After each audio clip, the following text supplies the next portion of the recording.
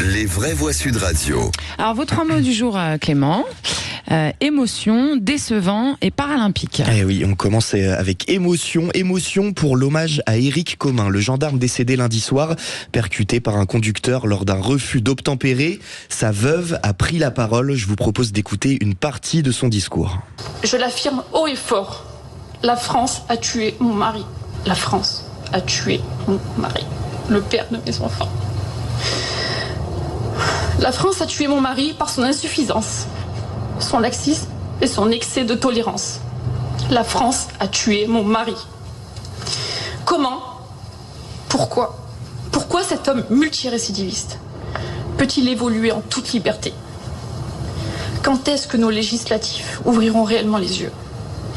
Faut-il qu'il soit touché directement pour agir ? Combien de morts avant que ces assassins soient vraiment punis ? Voilà, dans cette affaire, l'audition du principal suspect a eu lieu aujourd'hui. Il affirme n'avoir pas vu le gendarme sur la chaussée. Il l'a percuté involontairement et pris de panique. Il aura ensuite quitté les lieux. Voilà ce qu'il y a noté dans la déclaration du procureur en charge de l'enquête. Ce dernier va être déféré pour meurtre sur personne dépositaire de l'autorité publique. Le parquet va requérir le placement en détention provisoire du suspect. Une information judiciaire sera ouverte prochainement. Bon, réaction des vraies voix. Évidemment, la veuve d'Éric Commun sous le coup de l'émotion. Et bien sûr, on vous demandera pas, les vraies voix, d'apporter un commentaire sur son intervention. Maintenant, peut-être sur le choix des mots. La France a tué mon mari. Vous le percevez comment, Mickaël Sadoun ? Je le perçois un peu comme une partie de la communauté juive a perçu l'incendie récemment de la synagogue de la Grande Motte, c'est-à-dire que l'inaction de l'État en fait est une forme d'action. Donc je ne pense pas dans ces termes-là que la France a tué cette personne et c'est un drame épouvantable et je ne saurais apporter de commentaires à la peine de cette dame qui a tous les droits dans l'instant et on doit écouter ce qu'elle dit. Mais en effet, je pense que l'inaction de l'État finit par devenir coupable. Quand on voit une série d'actes qui se ressemblent tous, avec le même profil de suspect et qui se répètent, et qu'on voit qu'il n'y a pas de loi qui font suite à ça, je ne sais pas, pour interpeller d'une autre manière ces personnes-là, pour condamner plus durement les multirécidivistes, pour peut-être ouvrir de nouvelles places de prison, un problème qu'on pointe souvent du doigt dans les médias.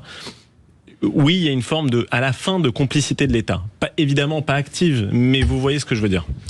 Elle a dit notamment une chose, cette dame, Naïma M. Fadel, c'est que elle regrette 1981. C'est-à-dire que très directement, elle regrette l'abolition de la peine de mort. Oui, alors ce propos lui appartient. Moi, si je devais parler de 1981, je dirais que c'est à partir de là qu'a débuté ce laxisme. Vous savez, les politiques de la ville, les politiques liées notamment à la délinquance, et notamment à la délinquance des mineurs, c'est ces années-là où en fait on a mal répondu. On a répondu par l'excuse misérabiliste. Rapprochez-vous bien. On a répondu par l'excuse misérabiliste, par le laxisme.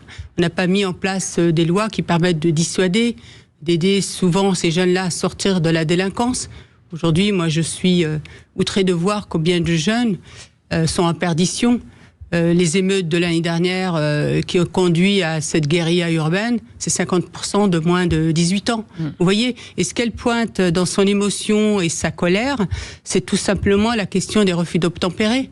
Il y en a tous les 20 minutes, c'est devenu même banal. Donc c'est comment un État de droit qui a en charge notre sécurité et notre protection, qu'il confie à nos forces de l'ordre, n'arrive pas à se faire respecter. Voilà, c'est ça le problème. Et les difficultés aussi pour nos forces de l'ordre de pouvoir exercer leur métier. Parce qu'ils ont peur, la peur au ventre. C'est ça la réalité. Et moi, je la comprends vraiment. Et dans son émotion que je partage et dans cette colère. Nicolas Corato, inévitablement, ce drame va être très très très politisé dans les heures, dans les jours qui vont suivre après la déclaration de la veuve d'Éric Commun. Oui, alors d'abord moi ce que je pense de la déclaration de cette femme qui vient perdre son mari n'a aucun intérêt, donc je m'abstiendrai de tout commentaire sur ces propos. C'est-à-dire aucun intérêt, vous, à non, quel c'est-à-dire niveau? que moi je considère que j'ai pas à commenter, ni à discuter, ni à débattre avec une femme qui est en deuil, qui vient de perdre son mari et qui a le droit de s'exprimer et d'exprimer à la fois sa peine, sa colère. C'est parce qu'elle dit qu'il n'a pas d'intérêt, mais c'est au niveau politique que ça n'a pas d'intérêt. C'est moi ce que je pense. Je voulais vous éviter de... Oui, non, mais très bien, vous avez raison de me protéger. Oui. Sur le fond, ce débat sur la délinquance des plus jeunes est un débat compliqué. Oui, on peut revoir les peines. On n'a fait que ça ces dernières années. On a un des arsenals pénals les plus durs d'Europe. Il faut les appliquer.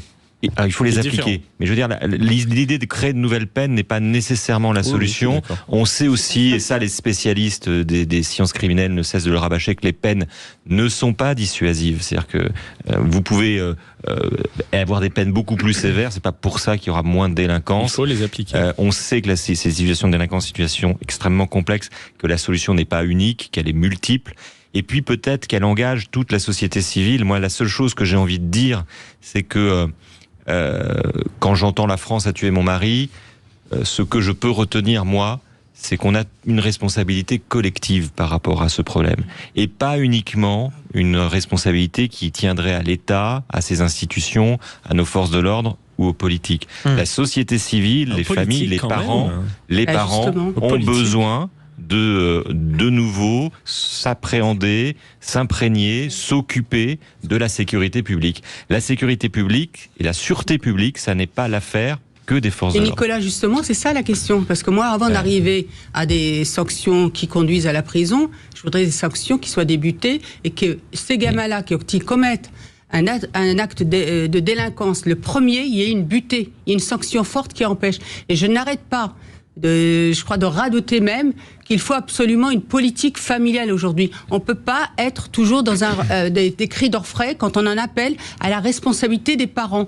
J'ai trop vu de gamins qui sont aujourd'hui malheureusement livrés à eux. Regardez même concernant le trafic de drogue. Aujourd'hui, on a des gamins de 6-7 ans. Vous imaginez, l'année dernière, on a arrêté un gamin de 12 ans qui gérait un point de deal. Donc la question, c'est comment on fait pour qu'à un moment, chacun prenne ses responsabilités. Parce que moi, j'entends quand vous dites collectif. Pardonnez-moi, on est hors temps en fait. On est obligé de continuer sur les mots dans l'actu de Clément Arion. Votre deuxième mot de l'actu, Clément, c'est le mot décevant.